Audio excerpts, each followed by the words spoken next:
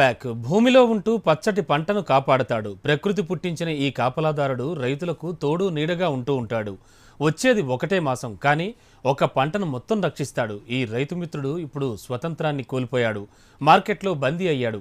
ఖైదీగా పట్టుకున్న దళార్లు ఈ వ్యవసాయ సేవకుడి ఖరీదు కడుతున్నారు. ఇవిగో భూమిలో ఉండి పంట దిగుబడిని పెంచేవి. ఇప్పుడు ఈ పురుగులే భూమి నుంచి మార్కెట్కు వెళ్లిపోతున్నాయి.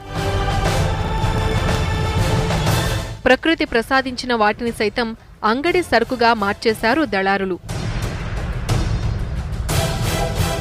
నల్గొండ జిల్లా యాదగిరిగుట్ట మండలం మోటకొండూరులో కొందరు దళారులు రైతుల నేస్తమైన ఆరుద్ర పురుగులతో వ్యాపారం చేస్తున్నారు. వీటికి మార్కెట్లో మంచి గిరాకీ ఉండటంతో కిలో పురుగుల్ని 1200 రూపాయలకు విక్రయించి సొమ్ము చేసుకుంటున్నారు. దీంతో